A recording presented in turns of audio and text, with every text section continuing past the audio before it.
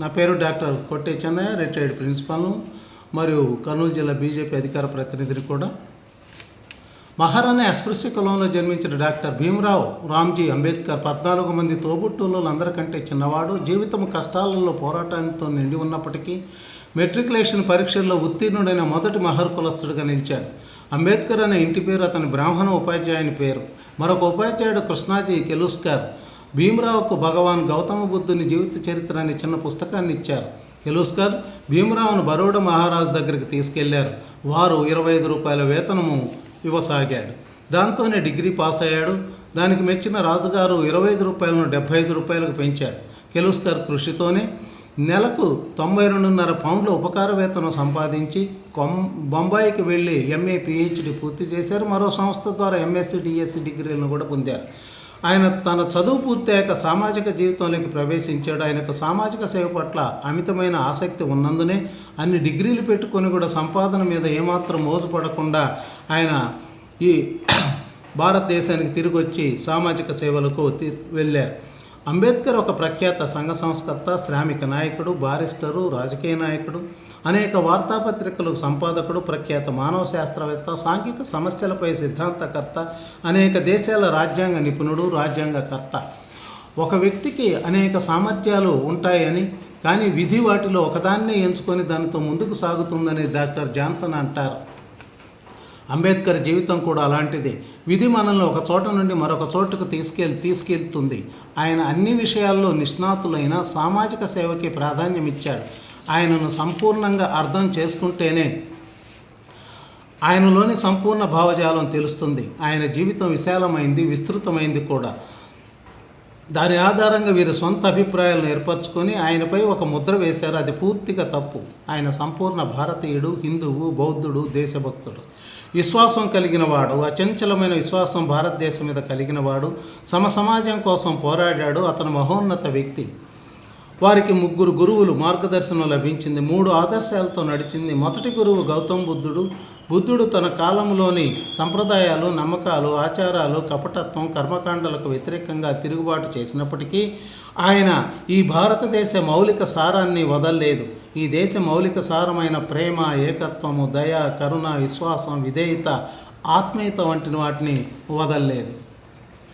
అందుకే గౌతముడు మొదటి గురువు అయ్యాడు. రెండవ గురువు సామాజిక రుగ్మతల పట్ల తిరుగుబాటు చేసిన కబీర్ దాస్.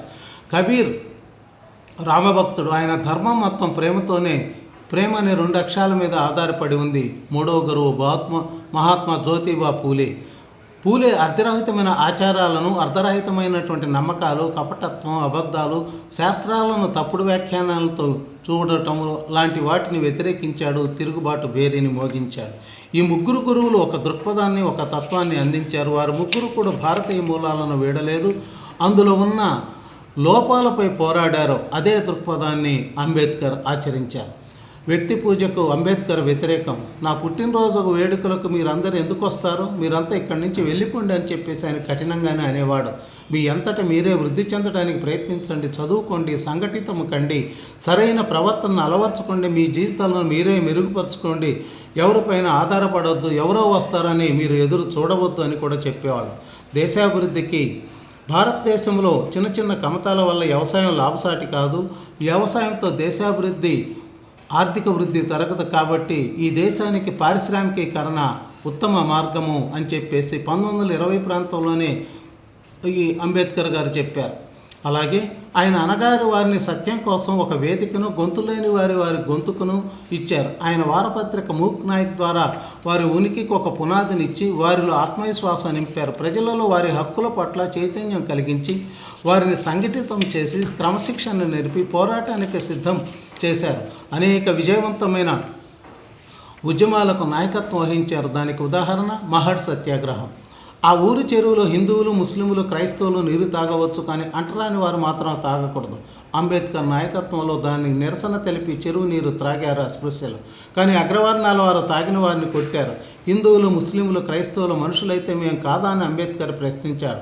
అంటరానితనం హిందూ సమాజానికి, మతానికి ఒక కలంకం, మేము దాన్ని తొలగిస్తాము అని అన్నారు. ఇది హిందూ మత శరీరానికి ఉన్న కలంకం కాదు, ఈ కలంకం మన శరీరాలకు ఉంది అని అన్నారు ఆయన.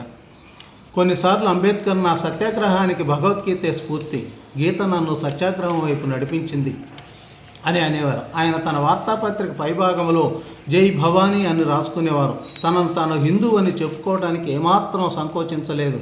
మార్పునకు ధర్మమే పునాది అని, అలాగే సామాజిక సంస్కరణకు కూడా ధర్మమే పునాది అని ఆయన నమ్మేవారు. యువత ధర్మం పట్ల, దేశ సంస్కృతి పట్ల ఉదాసీనంగా ఉండటం చూసి ఆయన ఆందోళన చెందేవారు. ధర్మము ఆశను కల్పిస్తుంది, విశ్వాసాన్ని, సమాజంలో విలువలను సాధిస్తుంది. ధర్మం అంటే ఇతరుల సంక్షేమం గురించి ఆలోచించటం, అలాగే ఇతరుల శ్రేయస్సును పట్టించుకుంటూనే సొంత శ్రేయస్సును కూడా చూసుకోవడము. సామాజిక సంక్షేమం స్ఫూర్తి ధర్మంలో అంతర్లీనంగా ఉంటుంది అని అనేవాడు. మార్క్సిస్టులు ధర్మాన్ని ఒక నల్లమందుగా భావిస్తారు. అందుకే నేను కమ్యూనిజానికి, కమ్యూనిస్టులకు నెంబర్ 1 వ్యతిరేకిని. వారి ప్రయోజనాల కోసము శ్రామికులను దోపిడీ చేసే కమ్యూనిస్టులు నేను బద్ధ వ్యతిరేకిని.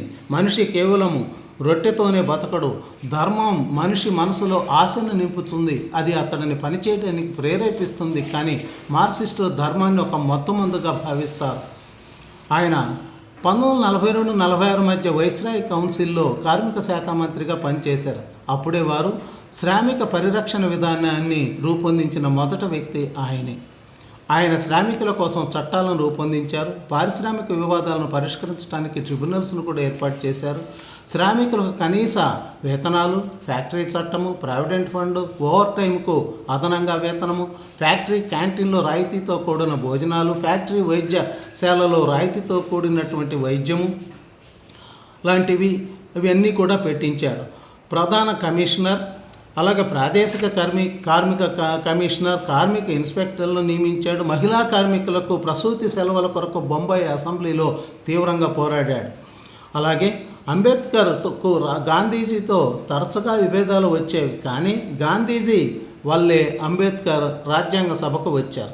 దేశ రాజ్యాంగాన్ని రూపొందిస్తున్న సమయంలో వల్లభాయ్ పటేల్, జవహర్లాల్ నెహ్రూలను గాంధీజీ పిలిచి ఆ పనిని ఎవరికి అప్పగిస్తున్నారు అని ప్రశ్నించాడు.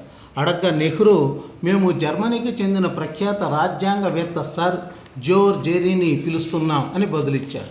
అందుకు గాంధీజీ, ఇంత పెద్ద మన దేశంలో రాజ్యాంగాన్ని రూపొందించడానికి ఎవరూ లేరంటే ప్రపంచం ఏమనుకుంటుంది మనల్ని అని ప్రశ్నించి, తర్వాత ఈ పనిని డాక్టర్ అంబేద్కర్కి అప్పగించండి, ఆయన చాలా విద్వత్తు ఉన్నవాడు అని అన్నారు.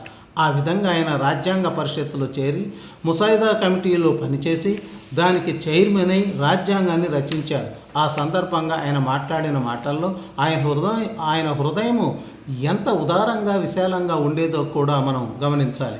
ఆయన కృతజ్ఞత నిండిన భావంతో, నేను రాజ్యాంగ పరిషత్తులో చేరినప్పుడు నా వెనుకబడిన సోదరులు అంటే అంటరాని సోదరుల ప్రయోజనాలను కాపాడటమే నా ఏకైక లక్ష్యం. నేను డ్రాఫ్టింగ్ కమిటీలో ఉంటానని కలలో కూడా అనుకోలేదు. నాకంటే ఎక్కువ అర్హత, సామర్థ్యం ఉన్న వ్యక్తులు ఉన్నప్పటికీ నన్ను దాన్ని చైర్మన్గా నియమించినప్పుడు నా ఆశ్చర్యానికి అవధులు లేకుండా పోయాయి అని అన్నారు. ఆయన అంబేద్కర్ హిందూ ధర్మాన్ని త్యజించాలనే తన ఉద్దేశాన్ని ప్రకటించారు. కానీ ఏమైనా మార్పు వస్తుందని 21 సంవత్సరాలు వేచి చూశారు. ఆయన పుట్టుకతోనే విశాల హృదయం గల వ్యక్తి, ఈ దేశానికి భాగ్యవశత్తు లభించిన గొప్ప వ్యక్తి అని మనం చెప్పవచ్చు. ఆయన జీవితం అనేక విషయాలకు నిదర్శనం. ఆయన సాధించాలని సంకల్పించిన లక్ష్యం నెరవేరలేదు. ఆర్థిక, సామాజిక అసమానతలు వీలైనంత త్వరగా పరిష్కారం కావాలి, అదే వారికి నివ్వాలి. యావత్ దేశం ఐక్యంగా నిలబడాలి, ఈ దేశం తిరిగి తన పూర్వ వైభవాన్ని పొందాలి అని కోరుకునేవారు. మనం వేదాల ఋషుల దార్శనికతతో, బుద్ధుని విశ్వాసాలతో దృఢంగా నిలబడి ప్రపంచంలో మనకంటూ ఒక ఉన్నత స్థానాన్ని ఏర్పరచుకోవాలి. ఇదే డాక్టర్ అంబేద్కర్ ఆకాంక్ష కూడా. దాన్ని సాధించేందుకు మనం ఐక్యంగా కృషి చేయాలి. ఈ అంతర్గత బహిర్గత శత్రువులను ఎదుర్కొంటూ మునుముందుకు సాగాలి అని అంబేద్కర్ అంటుండేవారు.